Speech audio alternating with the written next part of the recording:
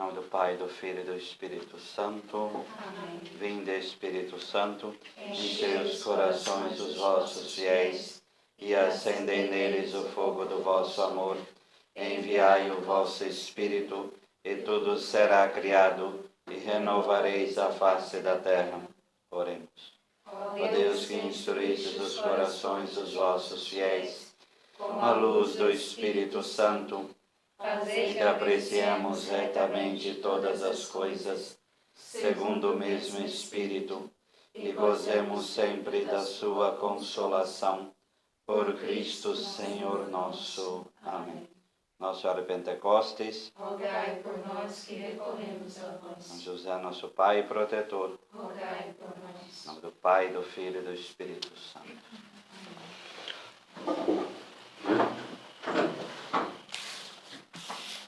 Padre, posso gravar? Eu estou também gravando. Pode ficar à vontade, claro. Eu tinha preparei um artigo para renovação, que vocês vão colocar no site, sobre isso, quer dizer, sobre Lucas 24, 13 e 35, que é os discípulos de Emaús, né? E aí lá eu preparei um itinerário para sermos mais sensíveis à presença do Senhor na nossa vida. E por providência de Deus, é o Evangelho de hoje. Eu não tinha visto que era o Evangelho de hoje. Tá? Então, tudo, no caso aí, é providência, né? Então, já rezamos na missa, vamos rezar na missa, então já fica tudo entregue a Deus. Então, obviamente, peguemos Lucas capítulo 24. Então, vamos fazer não só uma pregação aqui, mas fazer principalmente também um estudo, né? Para que a gente possa aí verdadeiramente tomar isso como uma espiritualidade. Não sei se vocês sabem, mas dos 5 efeitos do batismo no Espírito, um deles, que às vezes a gente não lembra, é que o batismo no Espírito nos torna mais sensíveis à presença de Deus na nossa vida, né? Então, então, além da conversão, de Jesus Cristo é o Senhor, de realmente considerar Jesus como o Senhor na nossa vida, etc., um dos efeitos é esse, né? Ter essa sensibilidade para com o Senhor na nossa vida e na nossa história, que às vezes a gente pensa que é fácil, mas não é nada fácil. Basta pegar o momento que nós estamos vivendo, e obviamente vamos fazer referência o tempo todo a ele, que é esse momento de pandemia.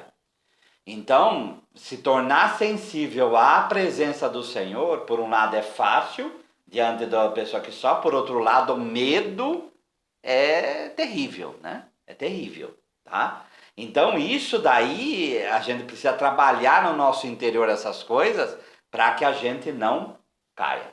Então, nós vamos lendo versículo a versículo e vamos indo, né? Então, aqui é um tipo de uma proto-liturgia. Então, a gente, primeiro, a estrutura maior de Lucas 24 é uma liturgia, né? Então, se nós repararmos, a primeira parte é a liturgia da palavra, tá? A liturgia da palavra em que Jesus vai pregando, tá? E depois nós vamos ver isso daí. A segunda parte é a Eucaristia. Então, esse encontro com esses dois de Emaús é uma estrutura litúrgica, tá? É uma estrutura litúrgica, tá?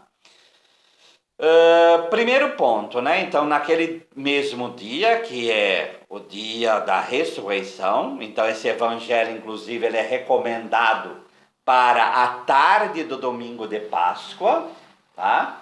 Então, se de manhã é João 20, à tarde é recomendado que seja Lucas 24. Por quê? Porque foi na tarde do domingo de Páscoa que houve esse encontro, né? Então, na tarde do domingo, daquele primeiro dia da semana, 2 dos discípulos de Jesus iam para um povoado chamado Emaús, distante 11 quilômetros, tá? O original aqui, a tradução, eu peguei a tradução litúrgica, mas o original é 60 estádios, né? De Jerusalém. 60 ou 6 na Bíblia, já que tem o livro nos números na Bíblia, né? 6 na Bíblia é sempre o número do ser humano. Então é essa condição humana que esses dois vivem. Primeiro, né, gente, como o Papa Francisco sempre fala, quer dizer, quando você vai fazer uma contemplação de uma realidade, é se colocar no lugar desses personagens ou contemplar de modo que você estivesse na cena. Um vai ter o nome de Cleofas, como nós vamos ver. O outro não tem nome. Então se atribui esse, aquele, mas não tem nome. Quando não tem nome, ou a escritura não quer nomear porque é uma pessoa condenada, ou é para a gente se colocar no lugar da pessoa. Tá? Então nós podemos estar na companhia de Cleofas, e nós estamos, tá? Porque na situação em que a gente vive a vida, a gente sempre está na companhia dele, né? A gente sempre está na companhia dele. Então é essa situação humana que esses dois estão vivendo. Versículo 14. Então eles estão vindo de Jerusalém para Emaús, conversavam sobre todas as coisas que tinham acontecido. Então, o que essas coisas que tinham acontecido? É óbvio que é a paixão, morte e enterro de Jesus. Então, na cabeça deles não tem ressurreição. Na cabeça deles está aquela imagem da morte, como eles vão falar daqui a pouco.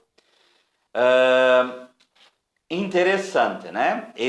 Enquanto conversavam, o verbo que vocês têm aí na Bíblia de vocês, a minha é de Jerusalém, a de vocês tem alguma Ave Maria aí, qual que é o verbo? Esse conversavam.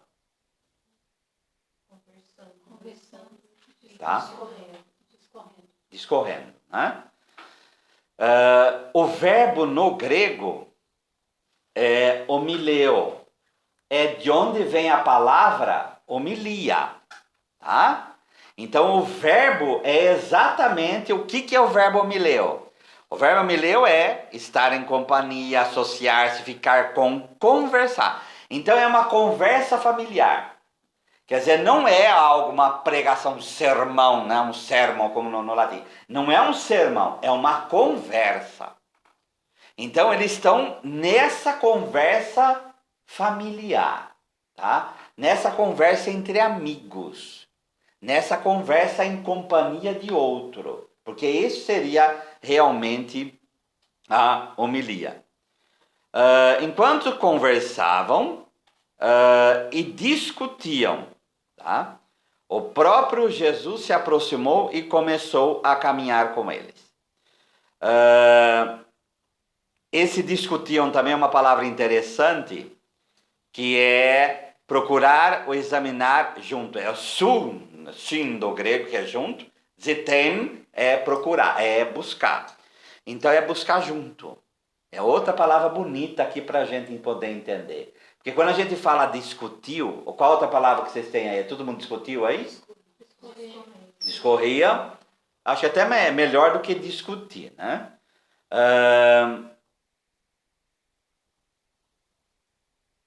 Jerusalém conversavam sobre todos os acontecimentos. Aqui nem o verbo, aqui o verbo sumiu, né? Mas enfim. Esse discutiam é interessante. Não, discutiam também. Esse discutiam é interessante porque mas quando a gente fala discutir na língua, por isso que é o problema, né? A gente fala discutir, parece estar brigando, né? Mas o discutir, porque o dis é dividir, né? E na língua grega exatamente o prefixo é o contrário, é sum, é convergir. Quer dizer, buscar junto, né? É buscar junto. Então, eles estão partilhando, eles estão conversando e eles estão buscando junto para... É como que a gente, quando passa de uma tragédia violenta na nossa vida, e a gente conversa para quê? Tanto para desabafar, mas também vamos entender o que está acontecendo, porque está difícil, né? Então, é esse o sentido desse verbo discutir aí, tá? E começou... enquanto eles conversavam e discutiam, e o próprio Jesus se aproximou e começou a caminhar com eles. É interessante essa coisa do caminhar conosco, o que a gente lembra. Vamos pegar Êxodo capítulo 34. Êxodo capítulo 34. versículo 5.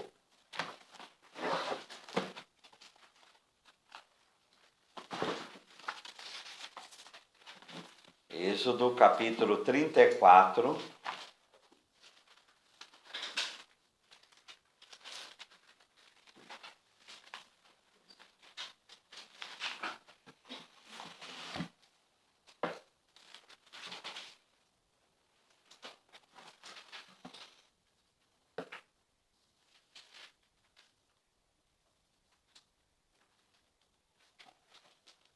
Ele invocou o nome do Senhor, aí no meio do versículo, né?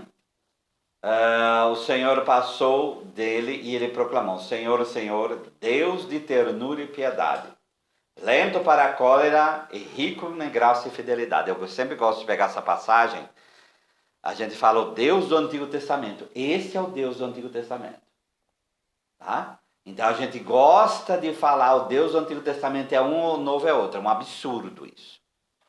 Esse é o Deus de ternura e piedade, lento para a cólera. É essa experiência que Moisés faz. Que guarda sua graça a milhares e tolera a falta, transgressões e o pecado. Mas a ninguém deixa impune e castiga a falta dos pais nos filhos e nos filhos e nos seus filhos até a terceira e quarta geração. Que depois disso vai mudar lá em Ezequiel e Jeremias.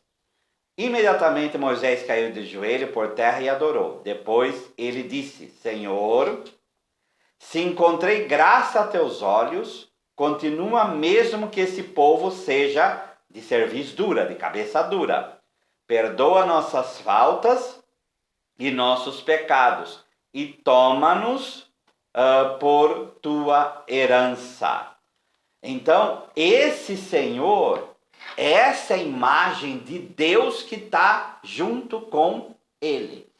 Um Deus que caminha junto com o seu povo.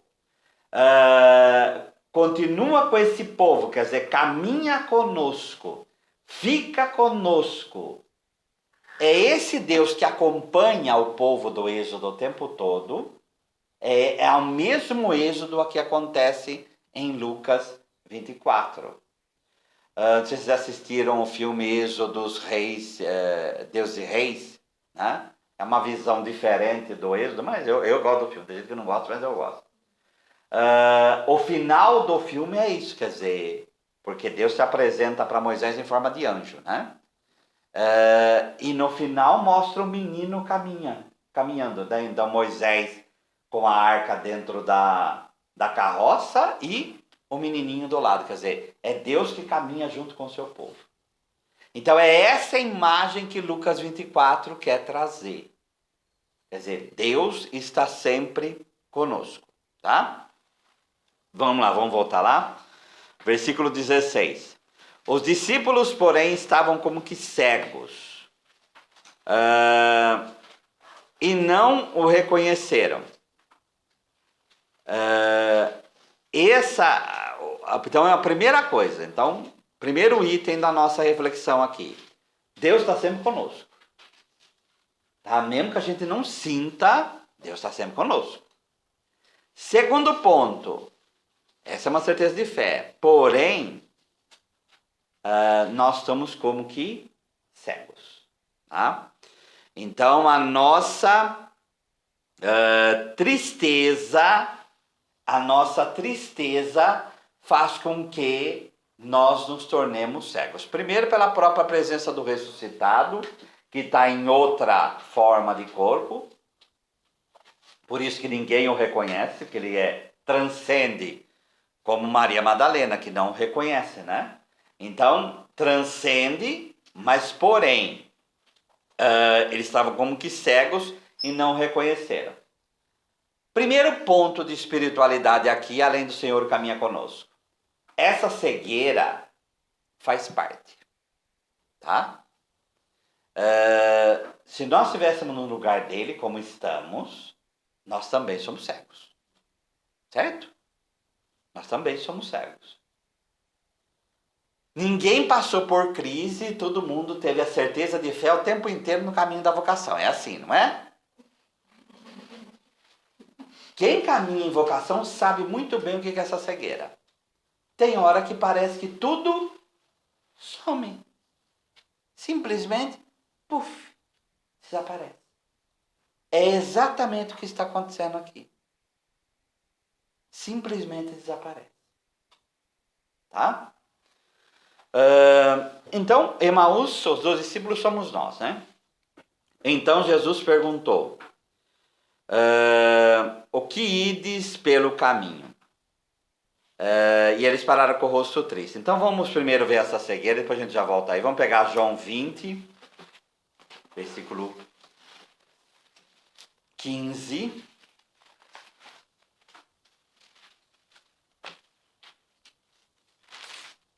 Essa cegueira dele, o senhor compara a uma crise vocacional. Porque todo mundo tem crise.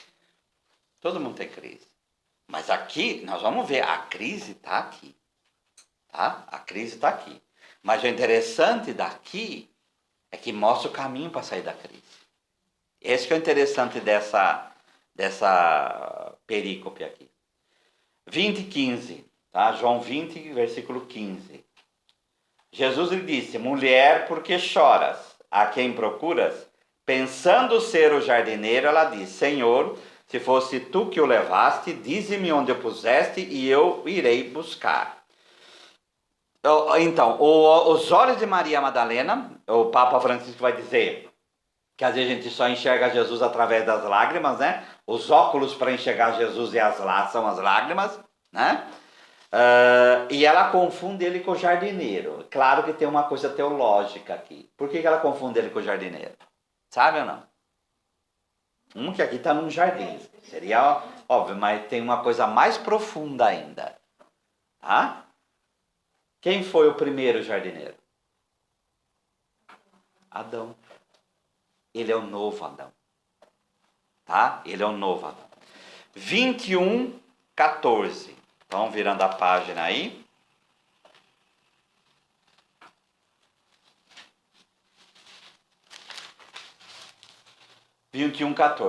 Aqui a visão no mar de Tiberíades. Foi a terceira vez que Jesus se manifestou aos discípulos depois de ressuscitado dentre os mortos, né? No contexto aqui, eles enxergam, mas não veem. Quer dizer, eles veem que tem um lá e Pedro vai ver. O discípulo amado fala, é o Senhor. Tá? Nesse processo, aqui tem outra crise vocacional, que é a crise de Pedro, e já vai ter a solução para ela, mas é o mesmo tipo de cegueira, tá? O mesmo tipo de cegueira. Então, é natural que diante do Cristo morto e ressuscitado, nós fiquemos como que cegos, tá? Então, vamos voltar lá. Então, Jesus perguntou, o que ides conversando pelo caminho? Jesus se interessa pelo motivo do nosso conversar, das nossas procuras comunitárias perante a tristeza da vida, principalmente a morte como derrota. E aí vem o olhar triste, né? Então, este rosto triste, esse rosto acabado, é um tipo de uma verdadeira depressão, né? Então, qual é a imagem que a gente tem de Deus? Que Deus não está nem aí conosco. Tá? Essa é a primeira imagem. E segundo, nós não podemos falar porque a gente está triste. Deus quer saber a razão. Tá? Deus quer saber a razão. Deus quer essa exteriorização da nossa tristeza e por que estamos tristes. Então, às vezes, qual é a imagem que a gente tem de Deus? Que Deus é indiferente. Então, o primeiro ponto a se mudar é isso. Deus, primeiro, se interessa pelo nosso conversar. Tá? Uma frase do Evangelho vai falar que nós, que vem do livro da sabedoria, que nós vamos ser condenados por cada palavra vã que nós dissermos. Tá? Vã é vazia. Então, é palavra que não está nem aí. Essa palavra aqui não é vã. Essa discussão não é vã. Por que não é uma discussão? Porque ela é uma discussão não vazia, é uma discussão cheia. Por que é uma discussão cheia? Por que é uma conversa cheia? Porque eles estão falando do mais profundo do coração. Do mais profundo da palavra interna deles. Então, é uma palavra cheia. E Deus se interessa pela nossa palavra cheia. Está entendendo o que eu estou falando? Tá? Então, se Deus se interessa, nós também devemos nos interessar pelas palavras cheias das outras pessoas. Tá? E a campanha da Fraternidade esse ano, que é a compaixão, quer dizer, é se interessar, e o Papa Francisco vai falar da globalização da indiferença, né? Então, a epidemia, a pandemia vem trazer exatamente. Nunca se teve tanto interesse pelos outros como está tendo agora. Tá? Esse vírus foi criado por Deus. A gente não pode falar outra coisa. Esse vírus foi criado pelo diabo. O diabo não cria nada. Tá? O diabo não cria nada. O diabo nem se criou. Quem criou o diabo foi Deus. Então, Deus criou isso. Agora, para quê? Aquilo que o Frei Raniero cantou na mesa. Para acabar com essa síndrome, essa coisa da onipotência que a humanidade tem hoje. E essa indiferença, de repente, começou a mostrar tanto a face da indiferença, pessoas encontradas mortas sozinhas dentro de lugares, por outro lado, né, o interesse pela dor da outra pessoa. Né? Pela dor da outra pessoa. Então, Deus se interessa. Versículo 18. E um deles, chamado Cleofas, lhe disse: Tu és o único peregrino em Jerusalém que não sabe o que aconteceu nesses últimos dias?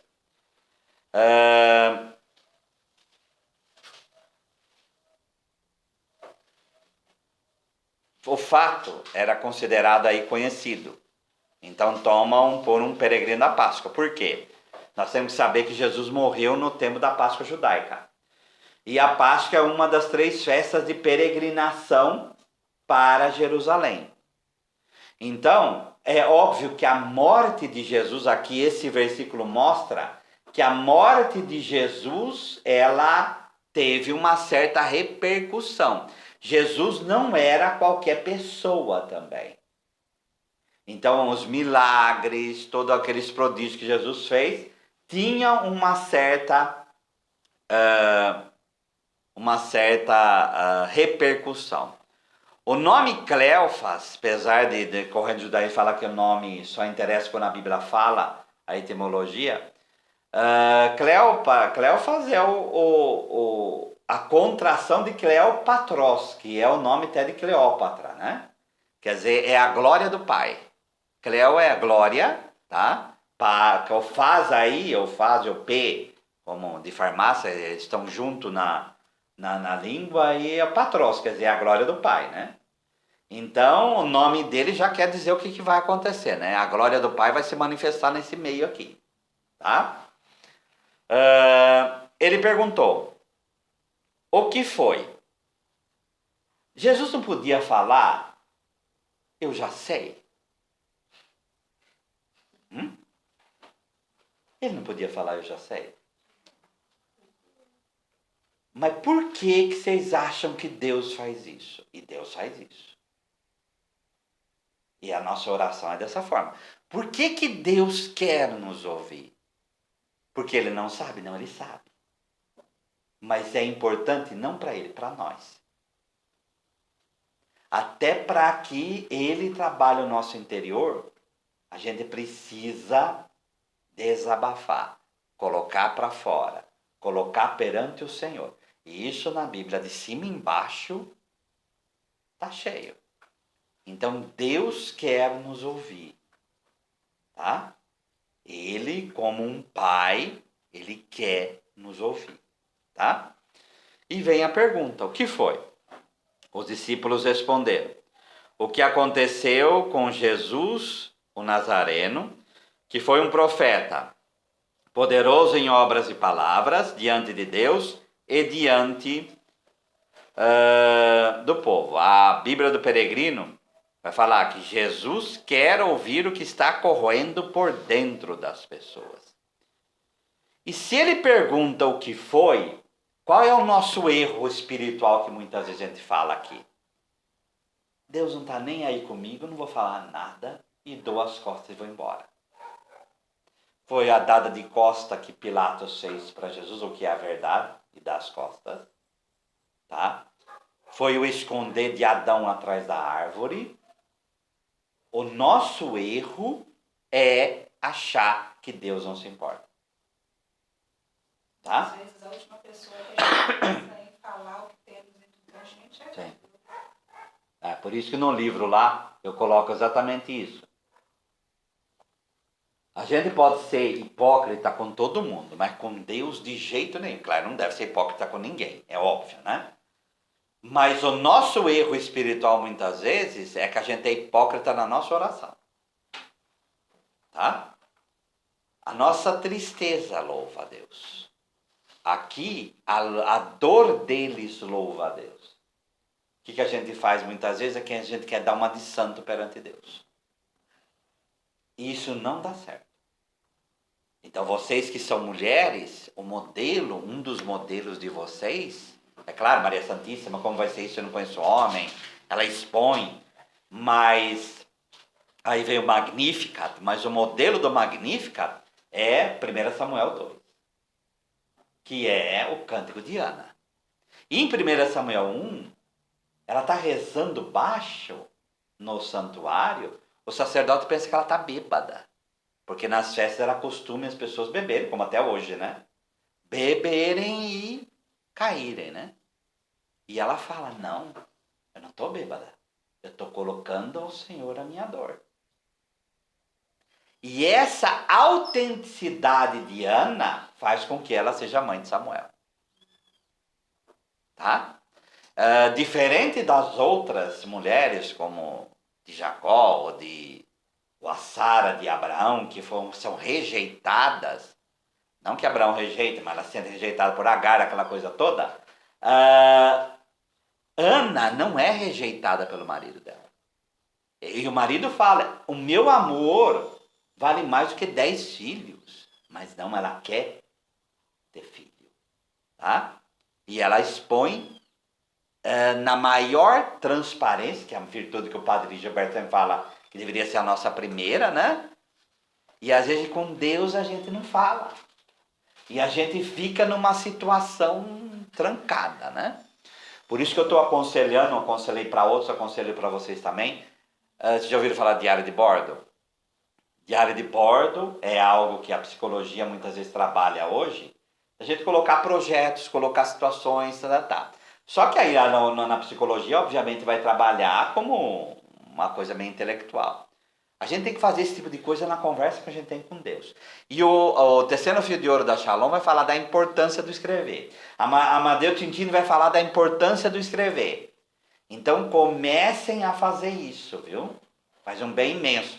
E fazer isso daqui. Deus está perguntando para você, o que foi? Coloca no diário o que foi.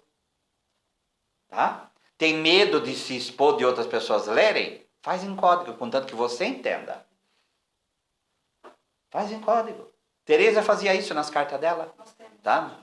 o diário espiritual. Então, mas o diário de bordo, por que bordo? O que é o diário de bordo? Você trazer todos os dias. Trazer com você, e é o diário que os marinheiros faziam em cada dia, falando o que acontecia na travessia do mar. Então, isso daí vai ajudando, porque é um outro tipo de visão. Porque, às vezes, o diário espiritual, a gente trata ele como se fosse algo, né, do fim do mundo, e que vão ler meu diário, então eu tenho que dar uma de santo, porque vão ler meu diário. Não pode fazer isso. Tem que ser discípulos de Emaús. O que foi? Os discípulos responderam. O que aconteceu com Jesus Nazareno, que foi profeta poderoso. Eles reconhecem Jesus como profeta, não como Messias. Não como Messias. Então eles têm Jesus como profeta poderoso. Em Atos e Palavras, aquilo, pode pensar que foi aquilo que Moisés prometeu, porém é profeta, não é o Messias. Não é ungido. Ainda mais que morreu, agora que não é mesmo, né? Na cabeça de agora que não é mesmo, né? Tá? 20. Nossos sumos sacerdotes e nossos chefes o entregaram para ser condenado à morte e o crucificaram. Então, o processo ali do que aconteceu. Então, eles estão com isso fresco na cabeça. Foi há 2 dias atrás, há 3 dias atrás. Tá?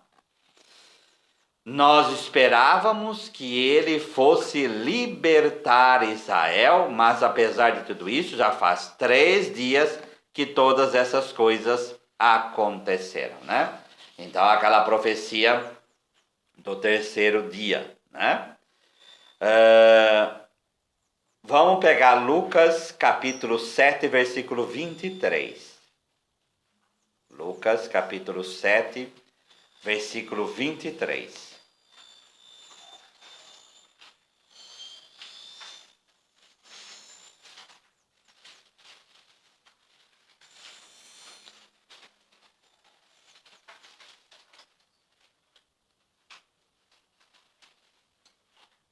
E bem-aventurado é aquele que não achar em mim motivo de escândalo, de tropeço, tá? O que vocês entendem por tropeço? Por escândalo. Qual é uma tradução? Vocês têm escândalo aí também ou não? Queda, tá? O que vocês entendem por essa queda? De não sermos aquele que pode, pelas suas ações, pelas suas atitudes, comprometer até a salvação do outro. Né? Não é, se repara, feliz aquele que não encontra em mim. Jesus, ser tropeço para nós. Como que Jesus pode ser tropeço para nós? Pode ser queda. Nós não acreditamos, não acreditar. Então, um comentário aqui vai falar na medida em que ele não frustra comigo. Ele me decepciona, tá? E a pergunta é, o que a gente realmente espera dele, né? Eles esperavam o Messias que libertasse Israel. Eles esperavam o Messias glorioso, como todos os outros discípulos também.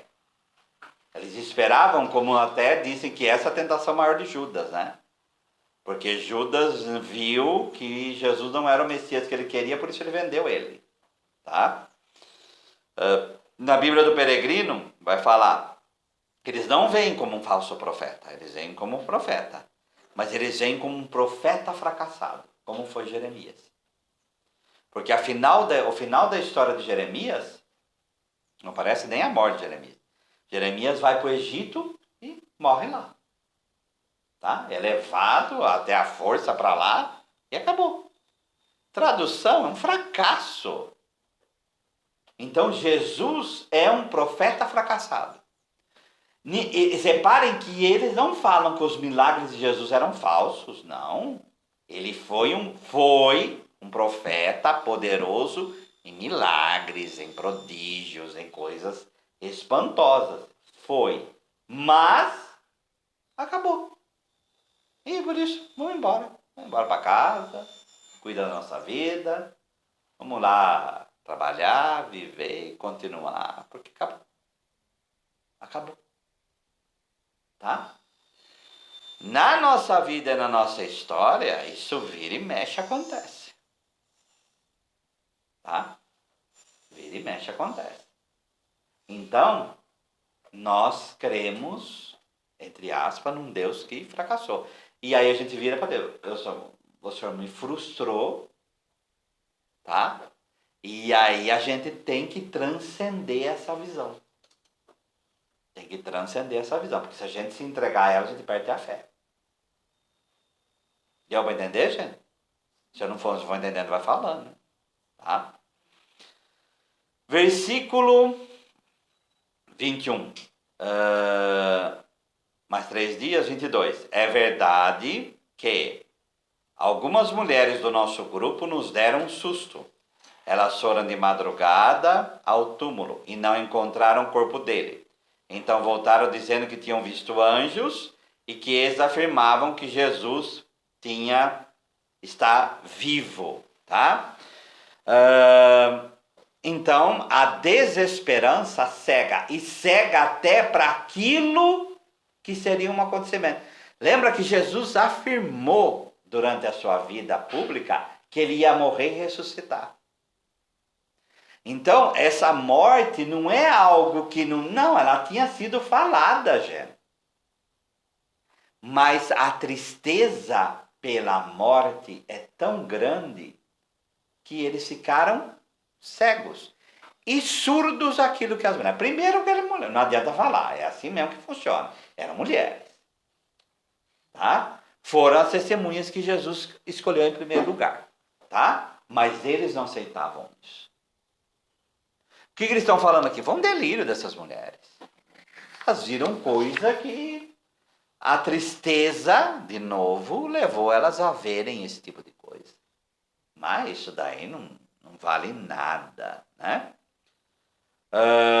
Como os discípulos do Mar Bravio não confiam em Jesus, que tranquilamente dorme. Então vamos lá. O paralelo de Lucas 24, Marcos 4 dá certinho. Vamos pegar lá. Marcos 4, versículo 35.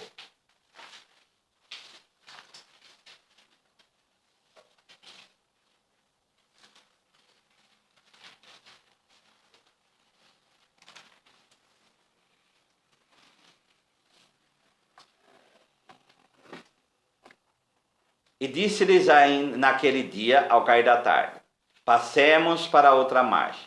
Deixando a multidão, eles o levaram do modo como ele estava no barco. E como ele havia outros barcos. Sobreveio então uma tempestade de vento, e as ondas jogavam para dentro do barco, e o barco já estava se enchendo. Ele estava na popa, dormindo sobre um travesseiro. Olha o quadro, gente. Barco, não pensa que é o Costa Concórdia, né? Não é o barco, gente, é barco mesmo.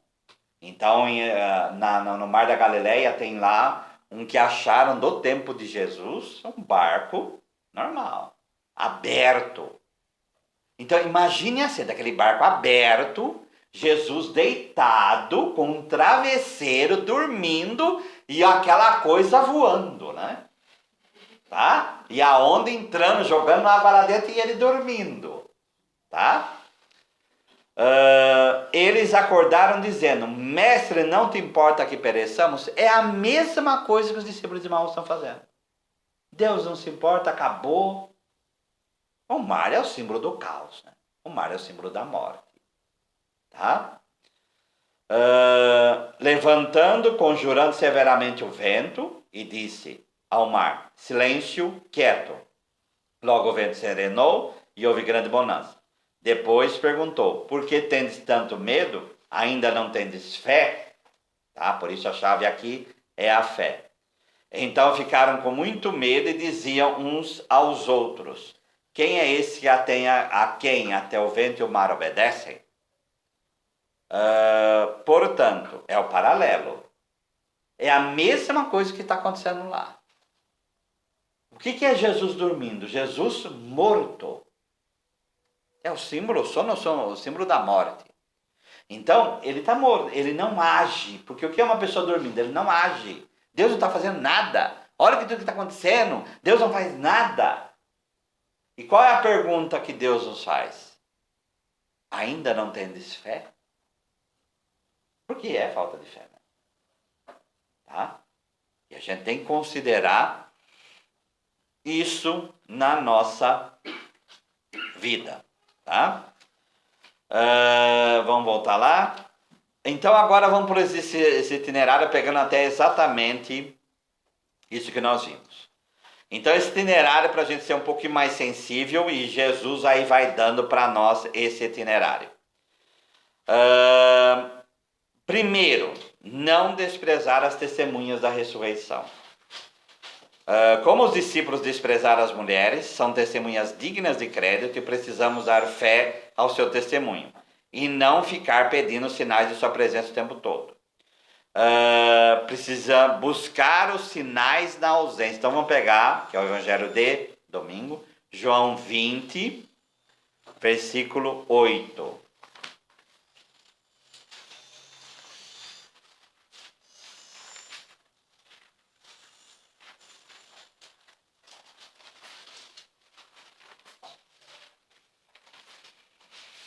João 20, versículo 8.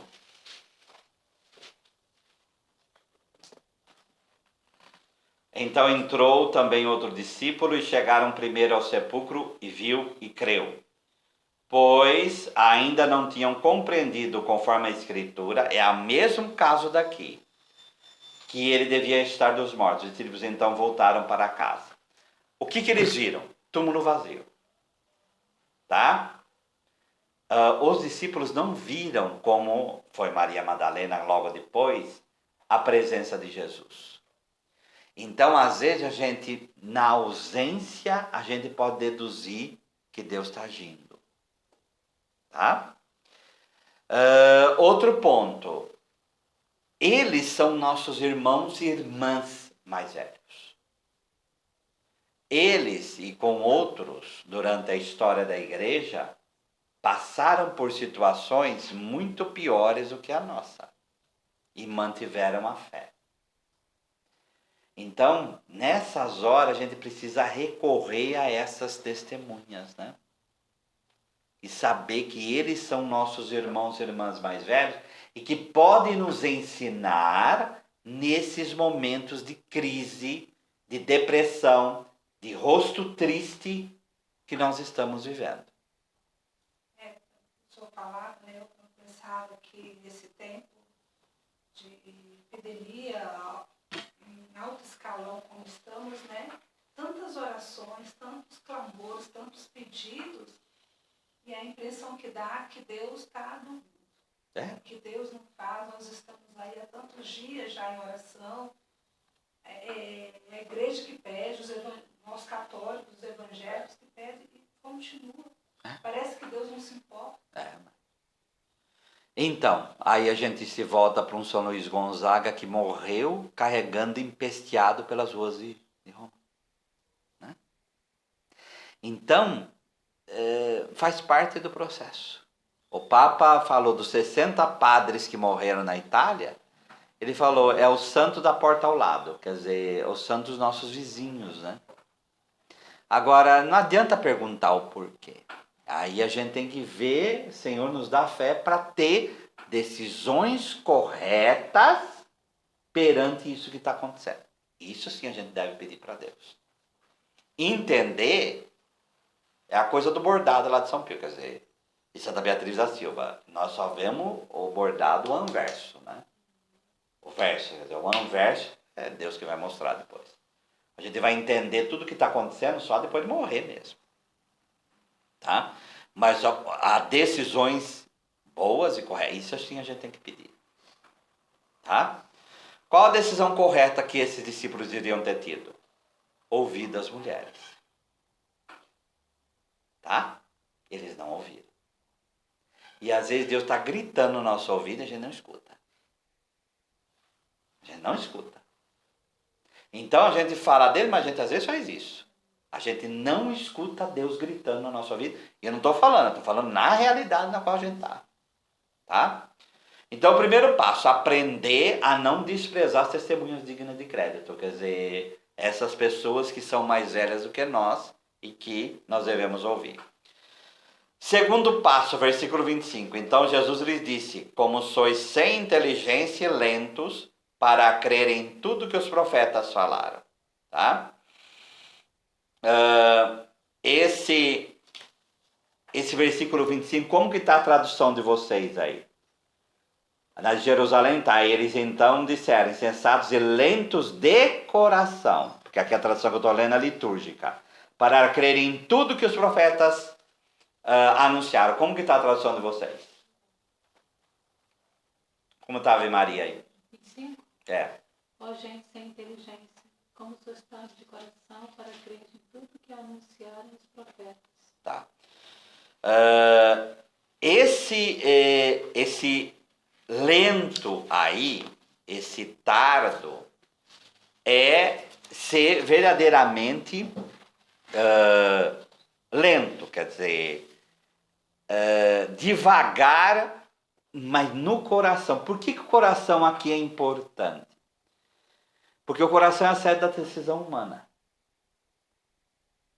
Então, vocês estão lentos para decidir, vocês estão lentos para... Porque deveria ter decidido quando as mulheres falaram. Tá? Deveria ter dado um passo a mais, e não deram. Sem inteligência, não estão compreendendo o que está acontecendo. Talvez se tivesse Sabe? ouvido, não teria tanta tristeza. Sim, sim. Se tivessem ido mais, coisas humanas e fragilidades humanas vão sendo colocadas. Então, o segundo passo aí o primeiro passo, então, não desprezar as testemunhas. O segundo passo aí, reconhecer que somos sem inteligência no nosso coração, que é o lugar da nossa decisão, é muito devagar para entender o mistério do sofrimento e o que está por trás do sofrimento está Jesus ressuscitado. Então, reconhecer que a gente não sabe decidir. Quando o orgulho entra, na oração do exorcismo, aqui fala que o demônio é o chefe do orgulho. Acho uma expressão bem característica do que ele é, né? E a gente também pode, às vezes, querer ser o chefe do orgulho, né? É o inverso disso aqui. É o inverso. A gente, na humildade, reconhecer que a gente é humano e que a gente não sabe decidir. Que o nosso coração é lento para decidir. Certo? Que o nosso coração não consegue tomar decisões. Então, o reconhecer já é um passo já dado para... vem em socorro da minha falta de fé, como disse o pai lá do endemoniado, né? Então, vem em socorro da minha falta de fé, vem em socorro da minha lentidão. Então, primeiro, dá passos em função dessas testemunhas. Segundo, reconhecer que a gente é lento de coração. Reconhecer que a gente é falho, verdadeiramente. Versículo 26. Será que o Cristo não devia, o verbo aí é o dei do grego que está no aorista, quer dizer, sofrer tudo isso para entrar na glória? E começando por Moisés e passando pelos profetas, explicava aos discípulos todas as passagens da Escritura que falavam a respeito dele. Então, primeiro ponto, devia, não é podia, não é parecia, não, é devia. O Cristo, o Messias, devia passar por isso. Essa é a visão cristã do Antigo Testamento. O Messias que vocês deveriam esperar é esse que passou por tudo isso. Tá? É esse que passou por tudo isso. Agora, como sair desse processo, dessa depressão? Terceiro passo. Então, primeiro, não desprezar as testemunhas. Segundo, reconhecer que o nosso coração ele é lento mesmo, ele é lerdo. Terceiro, ler as Escrituras sobre a ótica de Cristo ressuscitado.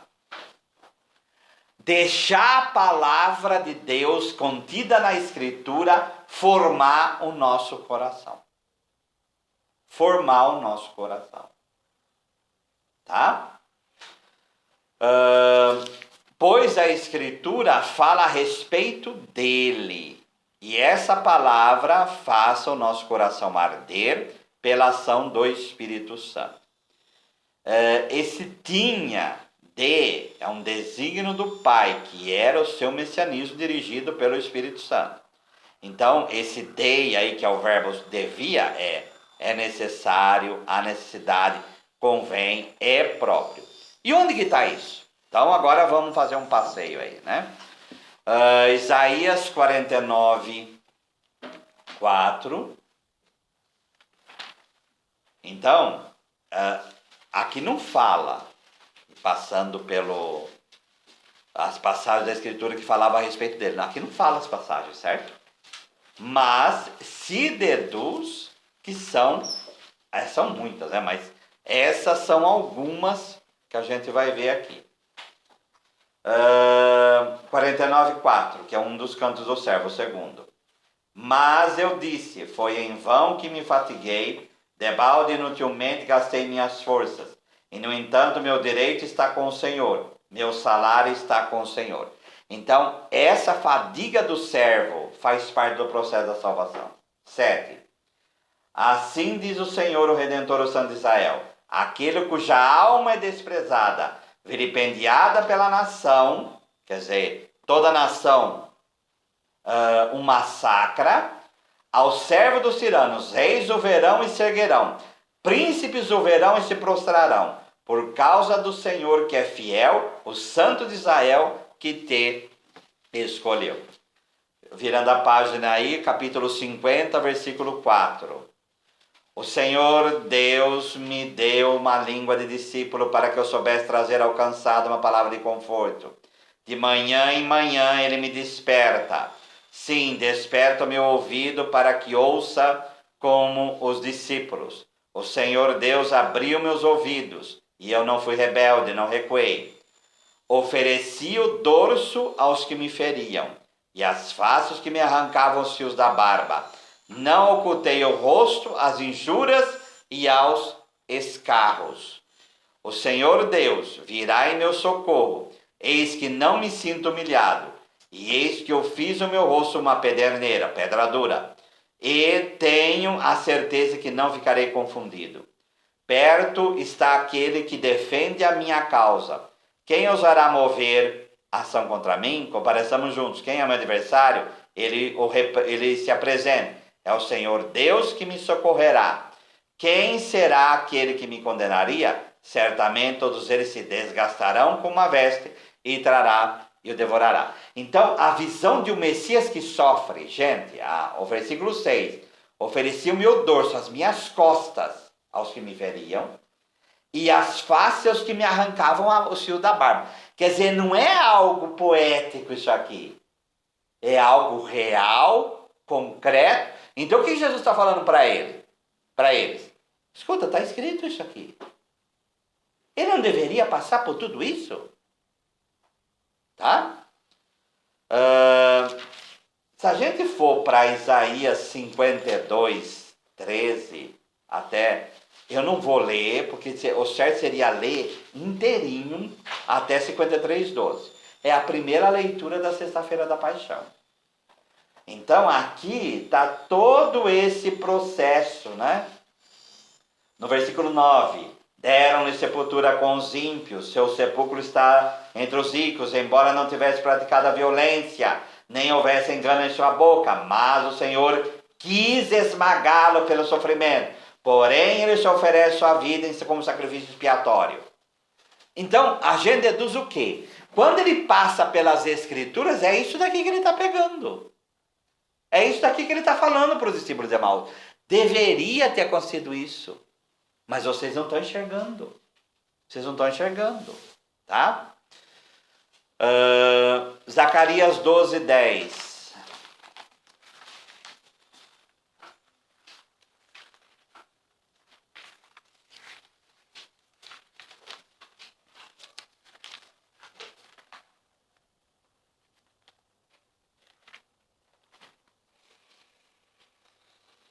Zacarias 12, 10. Derramarei sobre a casa de Davi, sobre todos os habitantes de Jerusalém, um espírito de graça e de súplica.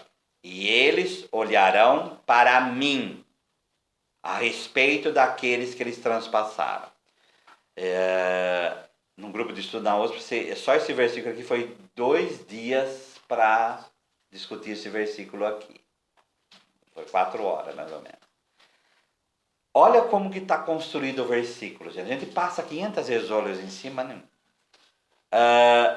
Derramarei. Quem que é o sujeito desse verbo? Derramarei. Quem que é? O sujeito. Quem que está falando aqui? Deus. Olha o que Deus está falando. Derramarei sobre a casa de Davi, sobre todos os habitantes de Jerusalém, o Espírito de graça e súplica. Tudo bem, tá? E eles olharão para mim. Quem que é o verbo? Quem é o sujeito do verbo? Continua sendo Deus. A respeito daqueles que eles transpassaram. Aqui, no hebraico, não é um rolo. Por quê? Esses que transpassaram, parece que Deus está falando dele. Dele.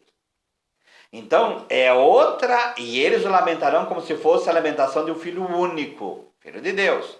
Eles o chorarão como se chora sobre um primogênito.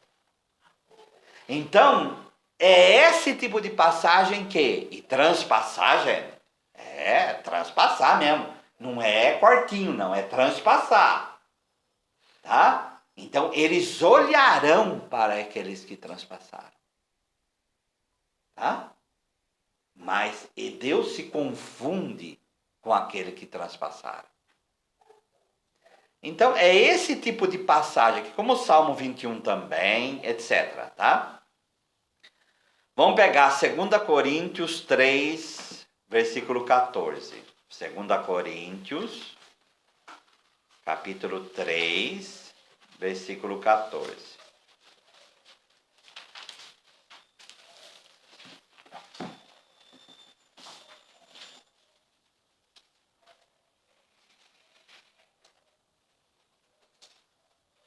Aqui São Paulo está falando de uma visão dos judeus, tá? Mas seus espíritos se obscurecem, sim, até hoje quando leem o Antigo Testamento, esse mesmo véu permanece, que é o véu de Moisés. Não é retirado, porque é em Cristo que ele desaparece. Sim, até hoje, todas as vezes que leem Moisés, um véu está sobre o seu coração, novamente o lugar da decisão. É somente pela conversão ao Senhor que esse véu cai. Essa conversão ao Senhor, essa mudança de mentalidade quando a gente se volta para Jesus, é o quê? A gente começa a ler o Antigo Testamento sob esta ótica aqui que está em Emaús. O Jesus Cristo morto e ressuscitado vai estar falando. Está falando não? O Antigo Testamento fala de mim. Tá? Por isso Moisés e Elias aparecem na transfiguração. Tá? Então, aponta para eles. Moisés e os profetas. Então, a escritura lidas nas sinagogas e que deviam ser compreendidas. Vamos pegar Atos, capítulo 13. Atos dos Apóstolos, que é do mesmo autor. Não vamos esquecer disso, que é Lucas também. Atos, capítulo 13. Versículo 15.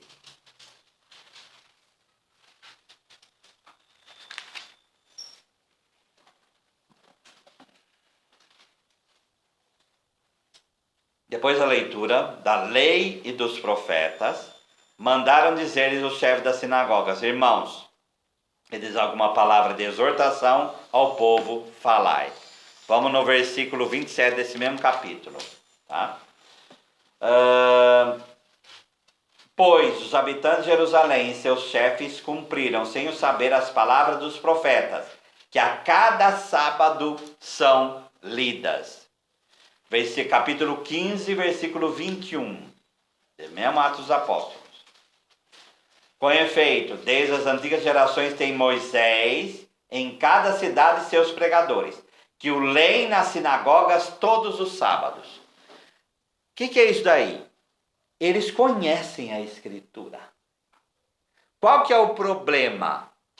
Não souberam ler sobre esta ótica. Tinha que arrancar esse Messias aí dessa visão de que veria um Messias para libertar Israel do jugo dos romanos. Era uma visão muito pequena, mas tem a visão de que ele é o Redentor não dos romanos, do povo dos romanos, mas ele é o Redentor do mundo todo, do domínio do pecado e da morte. Vocês estão tendo uma visão muito pequena de Messias. Tá?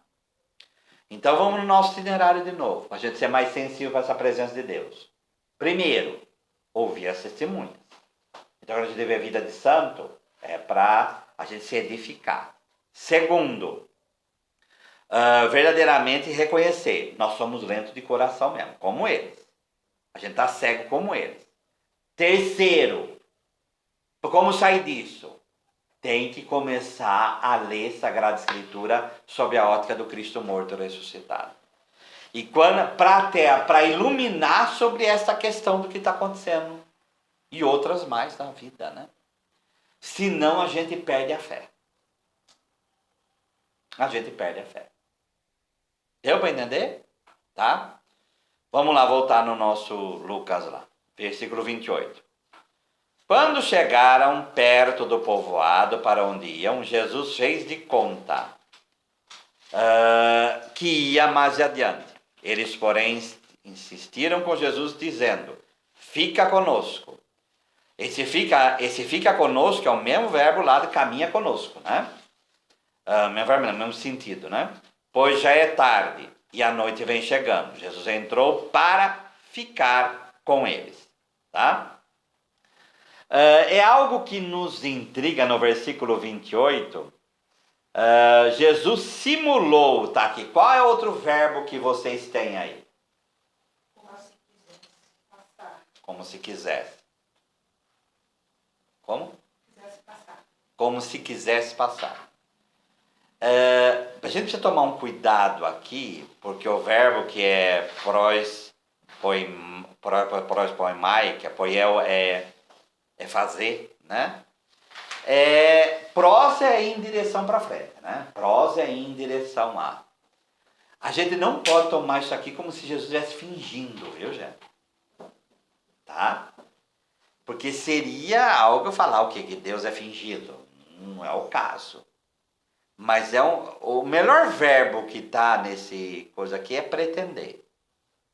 Então ele demonstra como se fosse mais adiante. Certo? Por que Deus faz isso com a gente? De onde vocês lembram de outras coisas que Jesus fez a mesma coisa? Tem uma passagem da Escritura que é muito claro isso. Ele finge, entre aspas, não escutar. Lembram? A cananeia. Gente, essa mulher tá com a filha, um problemão lá, e Jesus vai andando, essa mulher gritando atrás. A ponto de cima falar: escuta, ouve essa criatura que a gente não está aguentando mais essa mulher aqui atrás. Pergunta espiritual: por que Deus faz isso conosco? E Deus faz isso conosco. Por quê? É uma pergunta que estou fazendo. Para que nós possamos ser persistentes, continuar a nossa... O que eles falaram aqui, diante desse pretender ir em frente? O que eles falaram? Fica conosco. Deus faz as coisas... Eu não vou lá em Deuteronômio 8, tá, gente? Mas é a base de Deuteronômio 8. Deus, às vezes, coloca a gente em humilhação para realmente fazer os melhores desejos virem para fora. Os melhores desejos virem para fora. Depois de ter modelado eles para a Sagrada Escritura, agora vocês podem colocar os melhores desejos para fora. Tá? Na cananeia, cachorrinho. Né? Cachorrinho. Mas vai para o diminutivo. Então Jesus não quis enquadrar ela em cão. Aqui não é questão da cadela como no nosso caso. Cão aqui é um animal sujo. Tá? Só que Sagrada Escritura, gente, nada é por coincidência. Tá? Cão em hebraico é Caleb. Caleb é o estrangeiro que entrou na terra prometida. É o estrangeiro que pôde entrar. Moisés não entrou, ele entrou. Tá? Ela é estrangeira também. Tá? Ela entra. Mas aqui não é a função disso. Aqui a função é o quê? Tem que expor os melhores desejos. Por isso, a gente tem que aprender ao Senhor a falar. Fica conosco, caminha conosco, fica conosco, caminha conosco. os nossos melhores desejos têm que ser colocados para fora. Agora, se não forma coração, não vai vir bom desejo, só vai vir porcaria. Só vai vir lentidão. Deu para entender? Olha o itinerário. Testemunhas, reconhecer que o coração é lento, formar esse coração pela Sagrada Escritura, e aí, do mesmo jeito que a gente coloca a tristeza, a gente também tem que colocar as palavras boas para Deus. Fica conosco, Senhor. Isso se fica conosco vira um louvor, né? 30. Quando se sentou, esse verbo cataclítene, cataclino, é o verbo clássico para Páscoa. É o verbo clássico, e esse cataclino é de se deitar em divã. É um sentar, mas em divã, como que era as mesas ali. Tomou o pão, abençoou, partiu e lhes distribuiu. É os 4 verbos. É os 4 verbos eucarísticos. Tá? Tomar, abençoar, partir e distribuir. Nisso os olhos dos discípulos se abriram e eles reconheceram Jesus. É o contrário do que está lá em cima. O que estava lá em cima? Eles estavam como que? Cegos. Agora é na Eucaristia que essa cegueira acaba. Quer se encontrar comigo? Agora é na Eucaristia.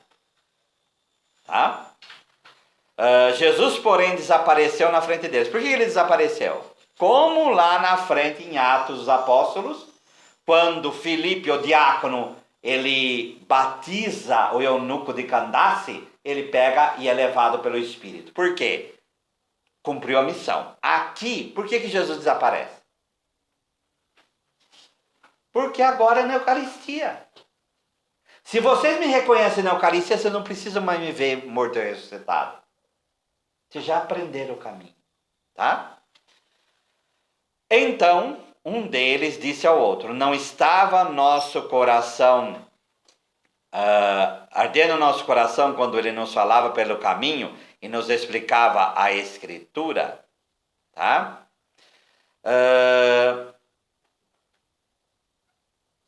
Obviamente, né, gente? Coração ardendo, do que a gente lembra? Do coração lento. Então, aqui, de lento de coração, passa a ter um coração, lugar da decisão, ardendo. Obviamente, vamos pegar Daniel, capítulo 3, versículo 66. Livro do profeta Daniel, capítulo 3, versículo 66, que é o contexto dos jovens lá na fornalha de fogo, tá? E por que eu estou indo lá, né? Aquele que não se prostrar e não adorar será imediatamente atirado à fornalha acesa. Por que eu estou indo aqui? Esse aceso, a tradução grega para ele é esse mesmo verbo que está aqui, que é esse ardente. Tá? Óbvio, gente. O que é um ardente? O que é aceso? É pegando fogo. Obviamente tem uma visão do Espírito aqui. Tá? O coração pelo coração é lento. Ele não compreende. É só pela palavra e pelo Espírito que esse coração vai verdadeiramente ter decisões boas.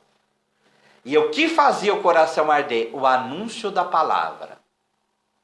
Então, pela palavra vem o Espírito faz a gente entender e compreender a palavra.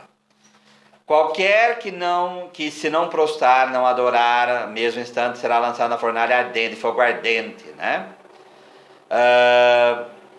A mesma coisa a igreja, não precisamos ir lá em Atos 2, 41, tá? Que era fiel na fração do pão, nas orações, etc. A perda da fé pelo escândalo da cruz, da Tebe vai trazer isso, e a tristeza são recobradas pela compreensão da Sagrada Escritura. Então a Sagrada Escritura ilumina o coração e aí o Espírito age nele.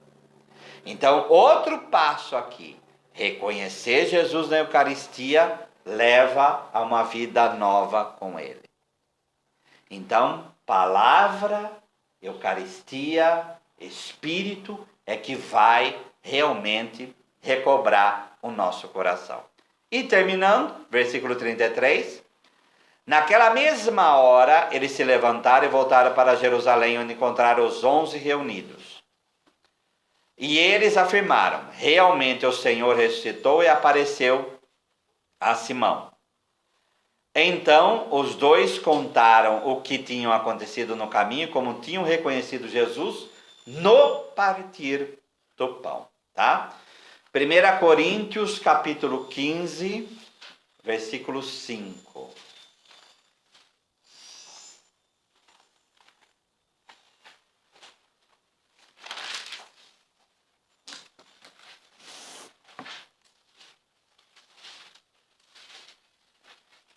Uh, 1 Coríntios capítulo 15, versículo 5, que é o credo paulino, apareceu a Cefas e depois aos 12. Então, por que esse versículo? Que é a ligação de um com o outro, né? São Paulo vai afirmar a mesma coisa. Verdadeiramente o Senhor apareceu a Simão. O sexto passo nosso aqui, então esses 6 passos, é a missão. A missão. Então, para chegar na missão, esses discípulos que falam, fica conosco porque a tarde se aproxima, a noite vem, eles à noite voltam. A força é tão grande que eles não têm medo de voltar à noite. Se 6 estádios foram para chegar aqui, outros 6 eles voltam, que é 12, que é o número do povo. E voltam para onde? Para onde que eles voltam? Para os 11. O que são os 11? São os apóstolos. Mas o que é? Os 11 em conjunto, do que a gente lembra? O que é os 11 em conjunto? A comunidade, e que é a igreja. Que é a igreja. Estavam fora. Agora voltam e a fé no ressuscitado se expressa em igreja. Em igreja. E por isso missão é só dentro desse processo. Então, considerar as testemunhas antes de nós. O segundo passo, reconhecer que nós somos sem inteligência. A lentidão está em nós. Reconheceu? Vai ficar nesse reconhecer? Não. Deixa a Sagrada Escritura. Olha para o Messias que a Escritura nos expõe, que aqui é o Antigo Testamento. Mas no nosso caso fica o Novo junto. Quer dizer, deixa a Escritura iluminar teu coração. Deixa a Escritura, a palavra de Deus contida nela, iluminar a tua vida. O Espírito iluminar teu coração. Quarto passo, clama, fica conosco. Ao mesmo tempo que você expõe que você é fraco de coração, exponha que você quer que o Senhor fique contigo. Quinto passo, reconhecendo a Eucaristia. É lá o nosso encontro com o ressuscitado agora. Então ele está aqui na nossa capela, presente como estava em Emaús. E é nesse processo em igreja que aí sim nós vamos ser missionários. Tá? Se o missionário não passa por isso daqui, ele é um falso missionário. Por isso que a crise faz parte. A crise faz parte. Vamos dizer que esse processo todo, gente, não tem medo só por nós. Todo mundo aqui tem família. Você acha que não tem medo pela nossa família? Não tem medo por todo mundo. Mas faz parte do nosso crescimento. Tá? E aí a gente vai sair, se Deus assim o permitir, bem mais forte do que a gente entra. Padre, o senhor foi falando, né, que na caminhada de Jesus para esses discípulos, ele foi trazendo as palavras, né, da Antiga Escritura, que falava dele mesmo, né? Esse caminho conosco também, de Jesus junto conosco, neste momento que a gente está colocando para ele as nossas tristezas, enfim, a gente pode pensar também que qual que seria esse processo de se recordar? O que o Senhor estaria recordando conosco? Aí... Ou ele cura, que é a teologia da unção dos enfermos. A teologia é engraçado que é um sacramento de cura, mas é um sacramento de cura em que ponto? A consequência plena do sacramento da unção dos enfermos, eu estou falando dele para chegar aqui, é alívio. Adlivium é tornar leve. Tornar leve é o quê? A cruz. Sempre Deus vai tornar leve. De que modo?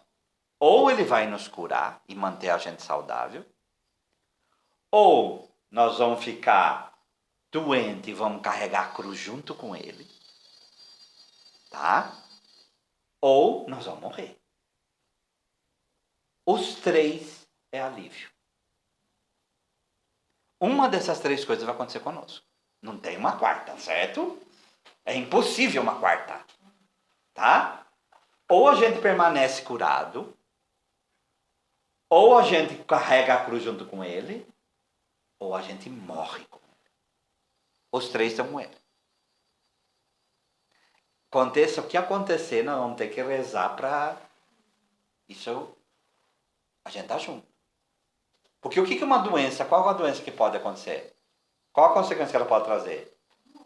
Não, a gente se revoltar e perder a nossa alma. É por isso que o demônio se aproveita dessa situação. Porque ele pode levar uma pessoa para o inferno pela revolta. Entende? Vocês conhecem a história de Santa Gema Galgani? Já ouviram falar de Santa Gema, né? Você vai ver a história de Santa Gema, gente, é só desgraça, é o tempo inteiro. Ela viu a família dela inteira ser dizimada. Um vai morrendo um atrás do outro. Tá? Depois vem para a própria vida, entra para ser o mesmo processo, só sofrimento. É só estar na cama o tempo todo, doendo o tempo todo. É uma santa que aprendeu a se unir plenamente à paixão do Senhor. Tá? É o caminho. Santa Elizabeth da Trindade, Santa Teresinha do Menino Jesus. É que essas outras santas têm outras coisas. Mas Gema Galgani é uma coisa, sabe? É o caminho que Deus. Agora, eu não sei qual é o meu caminho ou o seu caminho de vocês. Cada um é. Ó, Padre Gilberto. Né? Então, é esse o nosso diálogo com Jesus nesse processo que a gente está vivendo. Tá? Que o Senhor nos ajude. Tá? Para que a gente não seja lento de coração, que Ele abrace o nosso coração pela palavra e a gente possa caminhar. Tudo bem? Ficou alguma outra questão? Uma lacuna? Tudo bem? Então vamos em pé. Nós damos graças, Senhor, por todos os vossos benefícios, vós que viveis e reinais pelos séculos dos séculos. Amém. Nossa Senhora de Pentecostes, rogai por nós que recorremos a vós. São José, nosso Pai protetor, Rogai por nós. do Pai, do Filho e do Espírito Santo.